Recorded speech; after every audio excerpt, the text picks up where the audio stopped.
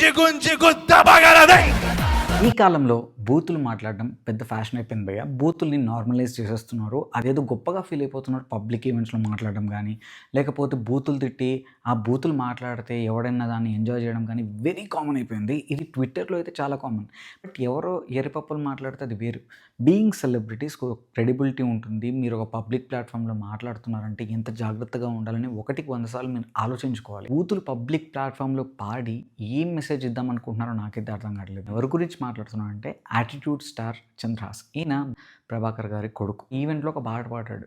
దాంట్లో పబ్లిక్గానే బూతులు తిడుతూ పాట పాడాడు. అక్కడికి వెళ్ళిన సెలబ్రిటీస్ ఈవెంట్కి ఇన్వైట్ చేస్తే వెళ్ళారు. సో ఆ ఈవెంట్కి వెళ్ళిన జేడి చక్రవర్తి గారిని పబ్లిక్గానే వచ్చి మేమైతే ఎక్స్పెక్ట్ చేయలేదు అలా బూతులు పాడతాడు అని. సో మేమైతే దాన్ని కండెమ్ చేస్తున్నామని మేకర్స్ జాగ్రత్తగా ఉండాల్సింది అని అయితే చెప్పారు. మొత్తం సోషల్ మీడియాలో ఇది వైరల్ అవుతుంది, షేక్ అవుతుంది. ఈ న్యూస్ ఛానల్స్లో కానీ అన్నిట్లో. జర్నలిస్ట్ అశోక్ గారు చాలా ఫైర్ అయ్యి చంద్రహాస్ మీద చాలా గట్టిగా వేసుకున్నాడు. దానికి రివర్ట్గా చంద్రహాస్ నువ్వు నన్ను ఇలా అంటావా, పబ్లిక్గా అపాలజీ చెప్తేనే ఓకే, లేదంటే నీ సంగతి ఏంటో తెలుస్తా అని ఒకరికొకరు కౌంటర్ వేసుకున్నారు. ఆ జర్నలిస్ట్ చంద్రహాస్ మీద లీగల్గా కూడా వెళ్తున్నారు. ఇప్పుడు చంద్రహాస్ దీనికి సారీ చెప్పాలి. ఎందుకంటే you should feel sorry for singing those lyrics in the public. అసలు పబ్లిక్ ప్లాట్ఫామ్లో ఇలాంటి సాంగ్స్ పాడటం is absolutely utter non sense. కానీ ఇందాక ఒక క్లిప్ చూసాను. జర్నలిస్ట్ అడుగుతున్నారు ఒక టీవీ ఛానల్లో, మీరు సారీ చెప్తారా అంటే ఎవరైనా ఒకవేళ ఫీల్ అయితే నాకు సారీ చెప్పడానికి ప్రాబ్లం లేదు అంటున్నాడు.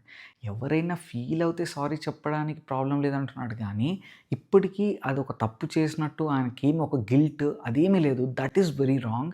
ఇప్పుడు ఒక ఇండస్ట్రీలో ఉన్నప్పుడు ఎదగాలి అనుకున్నప్పుడు ఎంత జాగ్రత్తగా ఉండాలి, అణిగిమణిగి ఉండాలి. ఒక పక్క ప్రభాకర్ గారేమో నా కొడుకు మాటలు చూడకండి, నా కొడుకు యాటిట్యూడ్ చూడకండి, తన వర్క్ చూడండి ఇలా చెప్పుకుంటూ పోతుంటే ఈయన రోజు రోజుకి వాడు ఇంకా వర్స్ట్ చేసుకుంటున్నాడు. సిచ్యువేషన్ని ఇంకా లాగుతున్నాడు, తెగేదాకా లాగుతున్నాడు.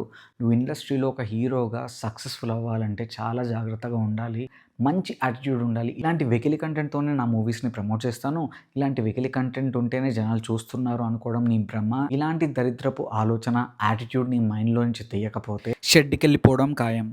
పబ్లిక్గా వచ్చి I shouldn't have done that, రేపు పొద్దున చాలా జాగ్రత్తగా ఉంటాను, ఐఎమ్ రియలీ సారీ అని చెప్తే నీకే మంచిదని నేను అనుకుంటున్నాను. లేదు భయ్యా, నేను నాలే కంటిన్యూ అవుతాను, నా యాటిట్యూడ్ నా ఇష్టం, నేనేం తప్పు చేయలేదని ఇప్పటికి కూడా నువ్వు నిన్ను సమర్థించుకుంటే ఇంకా నేను ఎవ్వరూ మార్చలేరు. ఇంతకీ చంద్రహాస్ పాడిన ఈ లిరిక్స్పై అండ్ చంద్రహాస్ యాటిట్యూడ్పై మీ ఒపీనియన్ ఏంటో కామెంట్ సెక్షన్లో మెన్షన్ చేయండి.